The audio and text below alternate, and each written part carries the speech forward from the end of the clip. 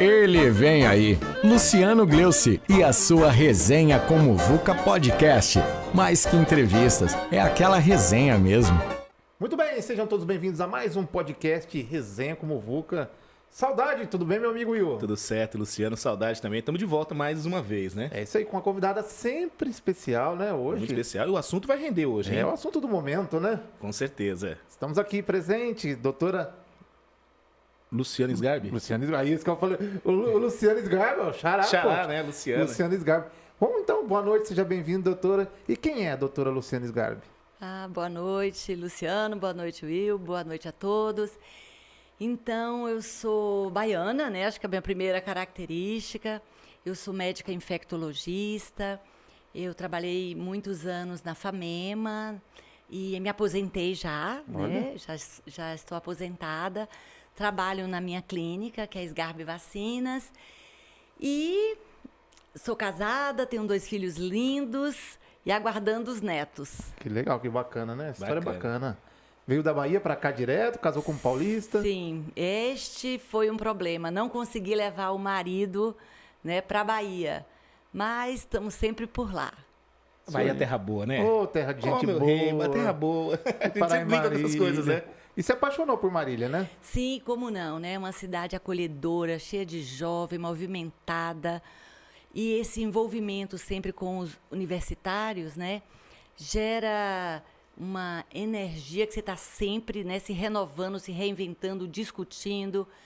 Então, acho que a decisão de vir para Marília, quando eu concluí a minha especialização, foi muito acertada. Eu sou muito grata. Isso aí, seja bem-vinda, né? É isso, né, doutora, já pegando esse gancho, a senhora não, você, respeito. Você disse que a sua especialização é infectologia, né? Médico infectologista.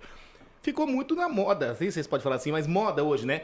Porque a situação que a gente está vivendo, Covid, esses vírus todos, os infectologistas sempre dando o parecer, não sei se é parecer, dando opinião, falando como funciona.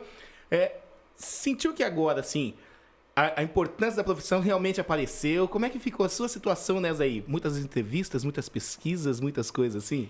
Então, a infectologia, quando a gente compara com outras especialidades, ela é relativamente nova. Ela ganhou muito destaque lá atrás com a epidemia da AIDS, né? A AIDS começa ali por volta de 84, anos 80, 85. Né? E, então, assim, eu começo a minha formação já com a AIDS bombando, digamos assim. Naquela época, né, não se sabia quem era o vírus, como se tratar, como é que se comportava com relação à transmissão dos pacientes. Depois a infectologia foi se desenvolvendo muito, com o entendimento das hepatites B, hepatite C. Aí tem os episódios eventuais das meningites. E uma grande área da infectologia é a vacinologia, porque está conosco, né? Então, muitas vacinas sendo desenvolvidas de forma preventiva para as doenças infecciosas. E uma outro forte e importante pilar são as infecções hospitalares, que é sempre manchete dos jornais, né? UTI fecha por superbactéria, bactéria multiresistente a vários antibióticos. Então, nesse caldeirão aí, né, das doenças antigas que tem voltado. Bom frisar isso, né? Tá voltando. Muitas doenças antigas voltando. Epidemias de dengue. Depois vivemos também febre amarela recentemente, né? Não há muitos anos. E aí, para nossa surpresa, uns 8 anos atrás, mutação do vírus influenza H1N1. Aquela assustou angústia. Muita gente, né? Nossa, tudo acontecendo, né? Tudo acontecendo. E agora, né? A gente fala, né? Eu sou meio leigo, assim. A gente ouve, epidemia, pandemia agora, né? Que tá um termo que ficou na moda. Por que a gente não pode chamar, por exemplo, a AIDS, que foi assustadora, assim e tal, de pandemia também? Ótima pergunta. Então, assim, o que é uma epidemia? Quando aumenta de forma diferente, de quantidade, o número de casos para aquela determinada doença. Então, eu posso aqui ter em Marília uma epidemia de sarampo, de meningite, porque nós temos o número de casos esperados, no caso de meningite, por mês ou por ano. Quando isso ascende, nós chamamos de um surto. Quando isso é de um número mais alto, nós chamamos de uma epidemia. Nós vamos chamar isso de pandemia quando essa epidemia, ou seja, o número de casos naquele determinado período de tempo é absurdo e para todos os continentes. Então, a OMS demorou um tempo para declarar uma pandemia. Então, se eu não me engano, foi março. A situação em Wuhan começa em janeiro, né? 31 de dezembro, 1º de janeiro, por ali. Aí fica lá circunscrita a China, depois do entorno, cidades e países ali do Oriente, depois Europa. Aí, quando você observa para março, todos os continentes já tinham casos relatados. Então, ela oficialmente é declarada uma PAN é tudo, pandemia. Né? Todos os continentes tiveram... Viu? Olha só, um detalhe importante. Com certeza. E tem uma outra palavrinha que é endêmico. Endêmico é aquilo que virou feijão com arroz pra gente. Quer ver um exemplo? A dengue. Isso. Nós temos ela endêmica, ela acontece de janeiro a janeiro, com períodos de piora, que são os períodos ali do calor da chuva. Né? Então, ali a gente tem um aumento do número de casos, diminui. Mas ela é endêmica, ela acontece de janeiro a janeiro. A gente pode falar, desculpa cortar, mas assim, a gente pode falar que, nem sei se isso, mas assim, que daqui a alguns anos, talvez, a própria Covid, que a gente está falando tanto assim, acabe virando talvez uma endemia, então? Os vírus, né, do coronavírus, o vírus da gripe, vírus do sarampo, catapora, eles têm uma característica interessante. Eles são sazonais, eles são de época. Então, a gente fala que a época da primavera é a época das cataporas, que é onde acontece o maior número de casos. E os vírus respiratórios, eles são mais frequentes no inverno, mas eles acontecem durante o ano todo e com um pico maior no inverno. Então, a sua pergunta, eu diria assim, o vírus coronavírus, ele veio para ficar como H1N1? Sim, a minha hipótese, a minha impressão é que ele veio, a gente vai desenvolvendo anticorpos, só que ele vai ser talvez menos complicado no futuro do que o H1N1, do que os vírus influenza, não só H1N1, porque as mutações do coronavírus não são tão frequentes como a família, digamos assim, dos influenza. O influenza, a gente faz a vacina anual. A cada ano eu tenho um vírus com mutações que já fazem com que a vacina do ano anterior já não sejam efetivas. O coronavírus, não, ele é um vírus que já mutou outras vezes, mas não é uma mutação tão contínua quanto é do H1N1. Então, a gente ouve falar todo dia aí das variantes, mas não é uma mutação que fez com que nós tenhamos perdido a ação de nenhuma das vacinas disponibilizadas até o momento. Sim. Então, as vacinas disponibilizadas cobrem todas essas variantes, né, que estão circulando do vírus. Agora, falando popularmente falando, né, claro, vivemos o melhor momento da pandemia? Será que se pode dizer o melhor momento? Olha, Luciano, sim. Por quê? Porque nós já estamos com um número de vacinados muito bom. A população brasileira respondeu de forma muito positiva à vacinação. É fato que temos algumas pessoas ainda que resistem por questões pessoais, políticas, ideológicas, mas que aos poucos a gente vem percebendo o convencimento também dessas pessoas da ciência, né? Então, quando a gente olha Marília está com mais de 60%, 62%, 63% da população vacinada com 2 doses. Então, hoje temos, considerando os 3 hospitais, 42 pacientes internados. Apenas. Que já foi quando a gente tinha isso numa enfermaria. Sim. Né? Então, o número de internados é muito pequeno. E quando a gente considera o Brasil, nós já ultrapassamos 100 milhões de vacinados com as 2 doses. Eu não sei, que eu não fiz essa conta, mas eu acho que proporcionalmente nós já temos o maior número de vacinados do que os Estados Unidos. Olha que bom. Doutora, sem querer dizer nomes, claro, né? Mas assim, até juridicamente dizendo, você acha que politicamente muita gente, vamos dizer, estaria viva hoje? Você acha que politicamente atrapalhou esse andamento das vacinas? Ah, sem dúvida, né? A gente sempre coloca assim que o pai é o exemplo. Não é assim na sua família? Sim. Então, se meu pai diz que pode, eu tendo a seguir o exemplo. Então, eu acho que tem uma responsabilização muito importante, né, do governo. Essa briga comercial, né? Isso confundiu muito, Isso. desnecessariamente, né?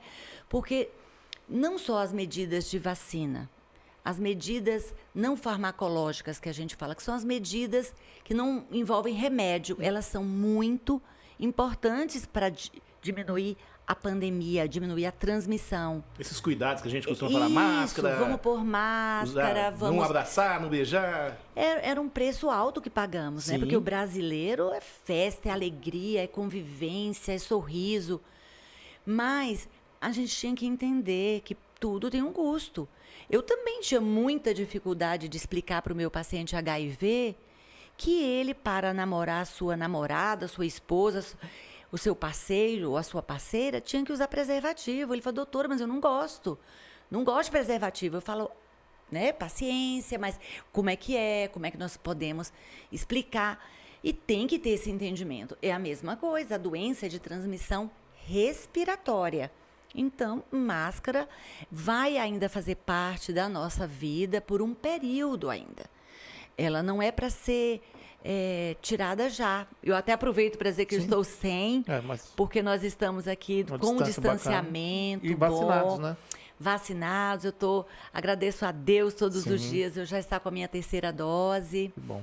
Doutora, esse pós-Covid, ele é tão perigoso quanto ao Covid? O momento? Esse pós? Olha, esse pós-Covid a gente tem que ter muito pé no chão. Porque existe um relaxamento, né? Exatamente. Lá atrás, quando começou a Covid em Wuhan, a gente pensava, esse negócio não vai chegar aqui não. Tá lá na China, né? Aí foi pra Europa, a gente via a Itália, Portugal, a Espanha. Chegou o carnaval. E a gente, não, tá lá. E o que a gente viu nos países desenvolvidos que vacinaram e que foram com muita sede ao pote? Eles tiveram um problema. Os Estados Unidos chegou a soltar fogos numa época que todo mundo teve uma comemorado que acabou, digamos assim, e voltou pior, né? Voltou pior. Então a gente tem que ir voltando, experimentando essa normalidade, mas tem que ter muita responsabilidade de cada um de nós, né? E a minha preocupação é a juventude, porque eu entendo a juventude, né? Eles querem beijar, querem namorar, querem estar nas festas e quer tudo de bom. Então, eles são ávidos pela vacina. Então, isso está sendo muito, muito importante aqui no Brasil. Diferente de vários estados americanos, que a gente vê uma situação antivacina, ideológica, muito, muito forte. E 97% ou 98% das mortes, no momento, são em não vacinados. Por falar em vacina, muito discutiu aquela questão assim, quando começaram a falar as marcas, os nomes das vacinas, enfim, uma falava assim, essa tem 50% de eficácia, né? A outra com 70%, com 60%, e as pessoas começaram a achar assim, então eu quero tomar a de 90%, porque eu vou estar fazendo... É assim mesmo que funciona? Como que a gente... Por que surgiu essa história de falar de eficiência de 50%, outra de 70%? Você acha que... A doutora acha que isso atrapalhou também muito? Muito. Então, assim... Que nem uma vacina 100%, né? Sim. Que deixa imune. E vacina é algo muito interessante. Vacina é um bem coletivo. Não adianta eu tomar a melhor vacina que nos estudos mostrou uma eficácia de me proteger de 95%, se eu estou junto com você e você não está vacinado. Porque a vacina vai me proteger, vai.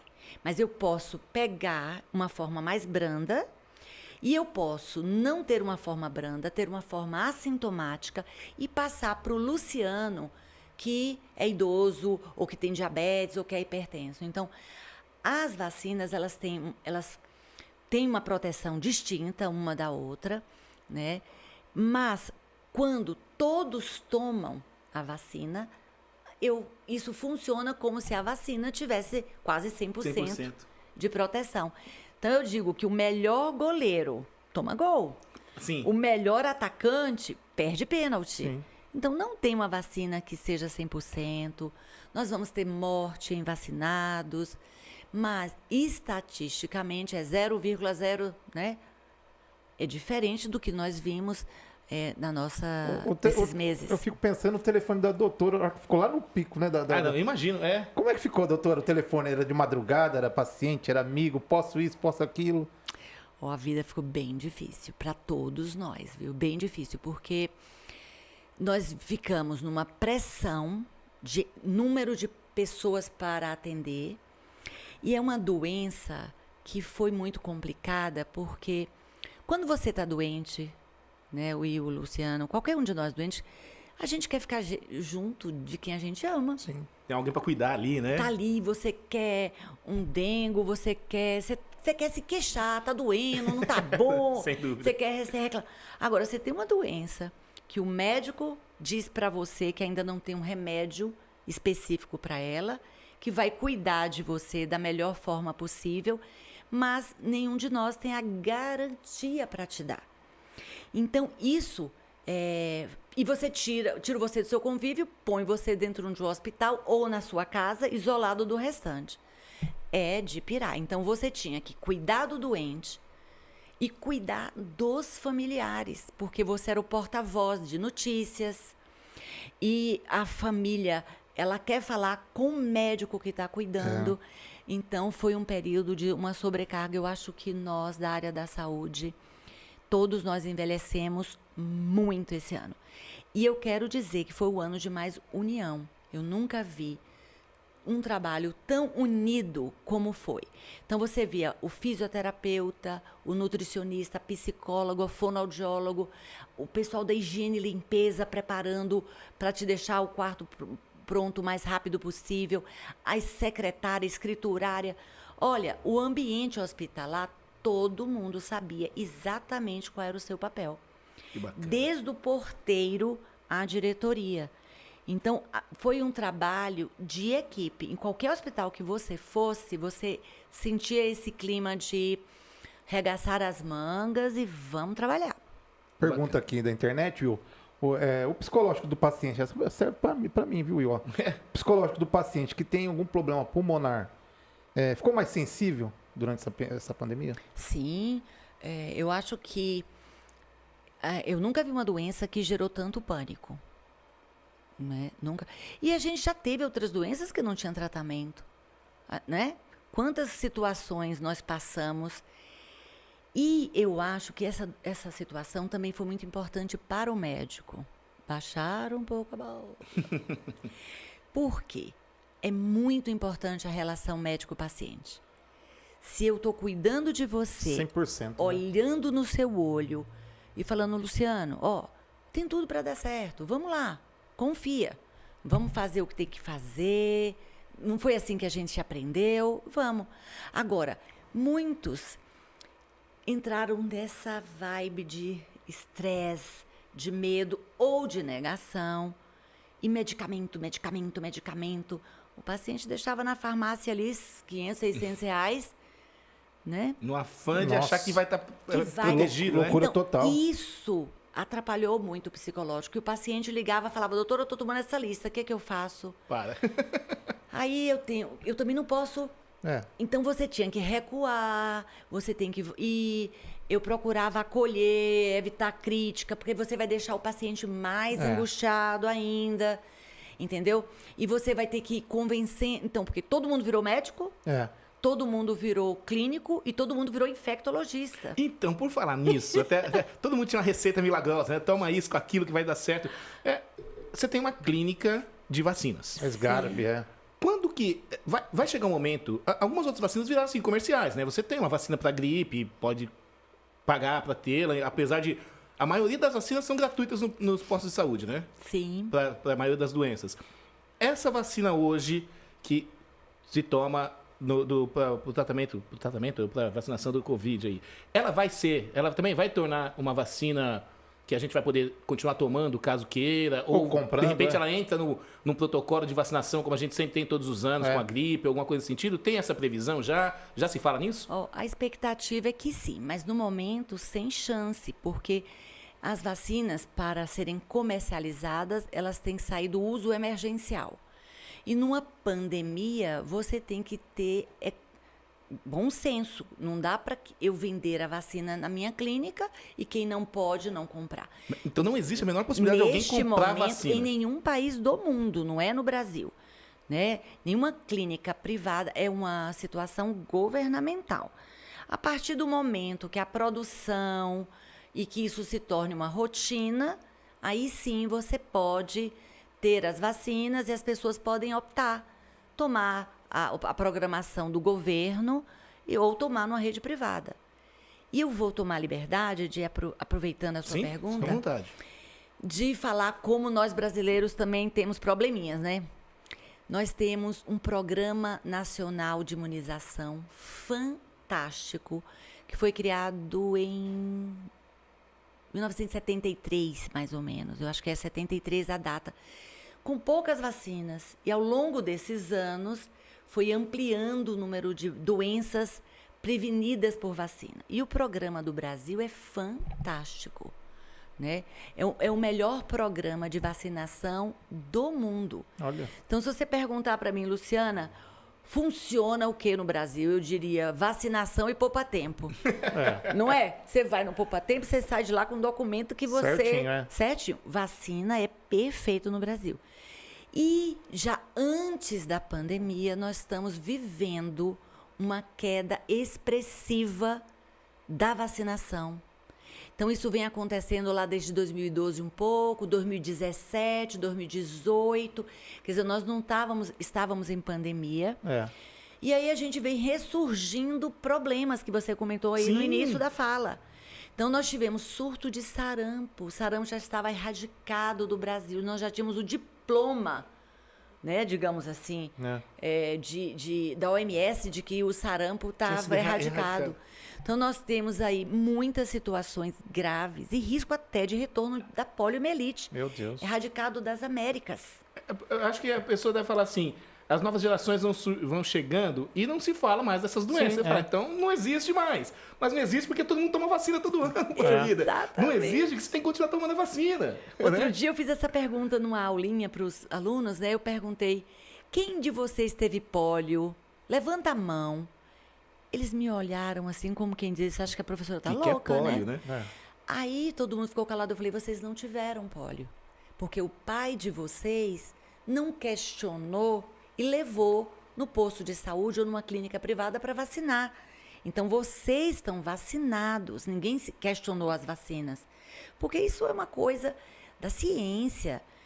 E eu imagino que os países que estão tendo mais problemas com o negacionismo das vacinas ou o movimento anti-vacinas, porque eles não viveram como nós vivemos epidemias de doenças relacionadas à infecção, porque está muito associada à questão socioeconômica. Sim. E, então, tirando a varíola, que foi de muito lá de trás, as outras vacinas entraram lá depois do pós-guerra. No Brasil, o PNI, que é o programa, foi de 73. Aí controlamos epidemias. Eles não tiveram a vivência com isso porque o saneamento, a questão econômica, isso talvez faça com que eles não tenham uma memória do que é ter tétano, difteria, né? Qualquer luxe, surto de sarampo, de varíola, ou de meningite. Will, o programa já anda, né? Rende, né? Rende. O diretor, quanto tempo aí, diretor? Nosso diretor, nossa voz mágica, está aqui presente. Doutora, CPI do Covid, você acha que veio para esclarecer ou para confundir a população? Qual a opinião da Luciana? Olha, eu acho que a CPI foi extremamente importante. Porém, toda a questão política tem desvios, exageros, né? Então, assim, é complicado, mas levantou situações gravíssimas, com relação à pesquisa e ética médica, com relação à compra de vacinas, a subornos, que precisam, lógico, serem agora encaminhados para quem é de direito, que vai avaliar a veracidade de tudo isso e imputar a quem couber as responsabilidades. Mas eu acho que levantou muitos problemas, mas sem dúvida, onde tem político, temos problemas, porque tem interesses, né? Então, assim, eu acho que tem alguns exageros, né? Agora, o momento grave que a gente presenciou um racha, né? Ali, no momento delicadíssimo, que é o final. Então, com o vazamento ali do Renan Calheiros, né, para o Estadão. Então, acho que isso foi muito... Cada um no seu direito, Sim. né? O repórter quer dar o furo e não está errado vazar, mas aí cria uma polêmica. Então, assim, eu acho que a CPI foi fundamental, porque a situação do Brasil, não sei se vocês têm essa noção, nós ficamos o segundo pior país do mundo na Covid. Agora, Só perdemos para os Estados Unidos. Agora uma pergunta direta, colocar um pouquinho na parede, né, Eu Will? tenho uma também. Ai, Vamos meu lá, Deus. rapidinho, Ai, só, minha o nossa. programa está terminando, vamos deixar pegar fogo. Doutora, secretário da Saúde, ministro da Saúde, tem que ser médico?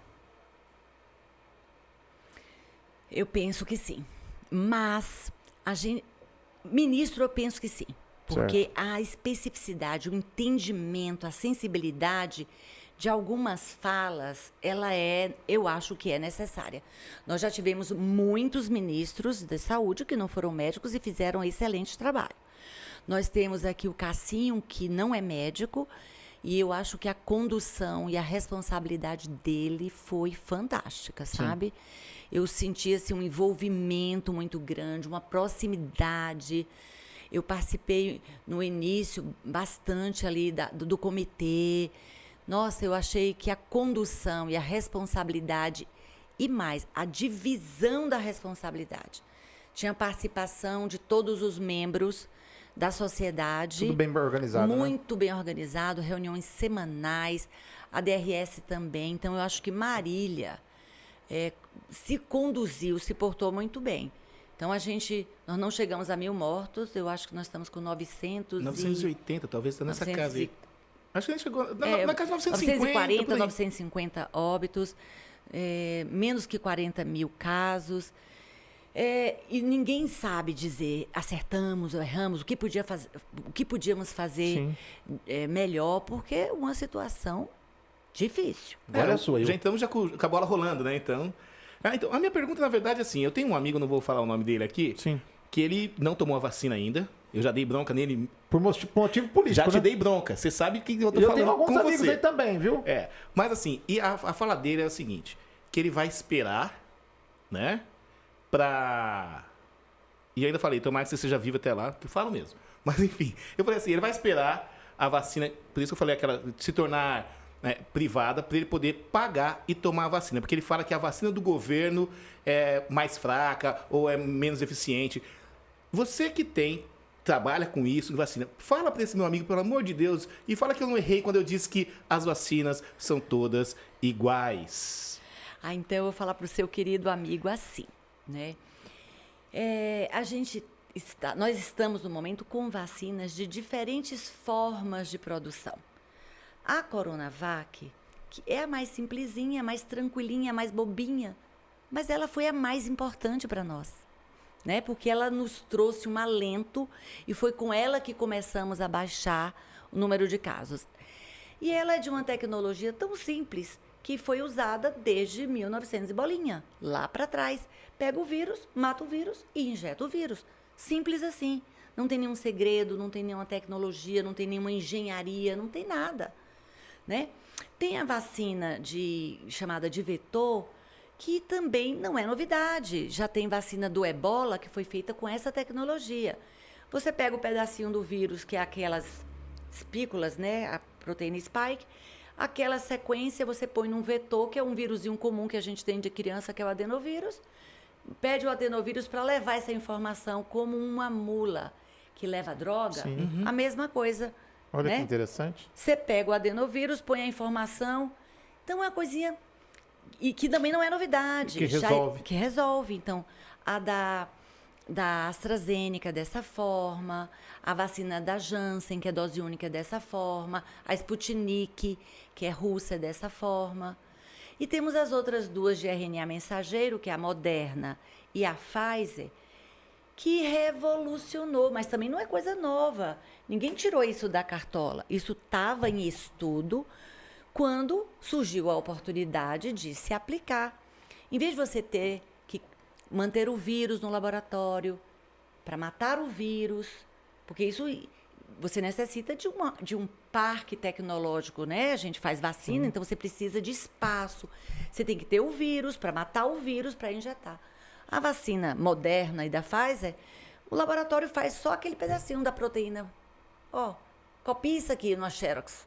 Tô brincando, né? Mais ou menos para as pessoas entenderem. Eu só quero essa sequência, né? E manda fabricar e eu injeto.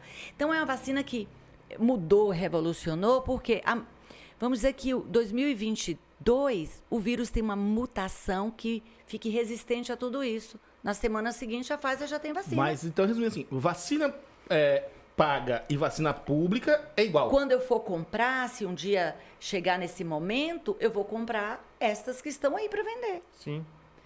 E eu tenho vacina, eu sou uma alternativa ao posto de saúde, mas você falou lindamente, os postos de saúde têm vacina. E eu tenho na Sgarbi Vacinas todas as vacinas e algumas, lógico, que o governo ainda não tem e que em um momento oportuno terá. Sem dúvida. Mas quando alguém chega para mim falando da rede pública, eu fui da rede pública a minha vida toda, aposentei na rede pública, né? Então, as vacinas da rede pública são É importante você falar isso pra gente deixar bem claro isso. Nossa, Will, hoje a gente tomou uma aula, hein? Uma aula, né? Meu Deus, eu tô Que bacana. Tô indo pra cá cheio de informação que realmente não tinha. Mas Não é à informação de qualidade, né? É. Não é informação de boteco, né? E de fala fácil, né? De entendimento fácil. Bacana. Não é à toa que a doutora Luciana Sgarbi hoje é um dos grandes ícones, né? Toda a mídia da cidade de Marília aqui sempre... Os maiores nomes de Marília e Os região. maiores nomes de Marília e região. Obrigado pela presença, doutora. Quiser falar da clínica rapidinho, também pode falar. Então, a Sgarbi Vacinas, a gente já completou aí 25 anos, Olha né? só. 25 anos trabalhando com vacina, porque é o nosso pensamento, né? O melhor remédio chega antes, temos que prevenir. Sempre, né? Então, a gente sempre trabalha com muita seriedade, com muito cuidado e de forma muito individual. E estamos lá na Esmeralda, quem quiser nos conhecer, nós vacinamos desde o bebê recém-nascido até o idoso. Tem todo um acompanhamento, né? Muitos não sabem, né, Will e Luciano? A gente tem vacina de dengue, nós estamos vendo dengue aumentando. Sim. Tem vacina de dengue, de herpes zoster, de meningite, de pneumonia. Então, o cardápio de vacinas hoje é muito amplo. E muitos ainda têm uma ideia de que vacina é só para o bebê. Então, tem vacina que gestante tem que tomar, vacina que o paciente oncológico com câncer ou quimioterapia tem que tomar, vacina do homem, né? Vocês já tomaram, por exemplo, HPV, hepatite B, hepatite A. Então, tem muita vacina. Nossa. Estou achando que vocês vão ter que... Tô achando que tem que dar uma passadinha Acho na que eu vou ter que Esmeralda, hein? Com certeza, que já dar vou uma agendar. passadinha. Obrigado, viu, doutora? Um abraço para Obrigado. vocês, um abraço a Eu todos. tinha mais perguntas, mas a gente vai fazer nos bastidores aqui, porque Sempre, o assunto sempre. rende. E quem sabe a gente não faz uma parte 2 disso, Sim, hein? com certeza. Vamos ter que trazer pelo menos daqui 40 dias. É, mas a gente sempre pede lá na rede social os comentários, né? Sim. Se vocês querem, então já fala aqui que a gente agenda a parte 2. E aí você já manda suas dúvidas também pra gente preparar. Instagram também é Clínica Sgarbi, é isso? É Clínica Sgarbi. Isso, O então- Sgarbi Vacinas, tem a Sgarbi Vacinas e a Clínica Sgarbi. Certo. Né? Porque meu marido também é médico. Bahia ou Vitória? Ah, lógico que eu sou Bahia. Olha É aí. Bahia. É Bahia. Bora, Bahia. Isso aí. Somos 8 filhos. Nossa. Eu sou a única Bahia. Olha só. Deve ser fã do Bobô, que o Bobô Sempre fez é. títulos de... Campeão brasileiro, poxa. Fiquem com Deus, então, e até a próxima semana, se Deus quiser, Valeu. com outro convidado especial. A gente volta. Tchau, tchau. Até mais. Tchau, tchau.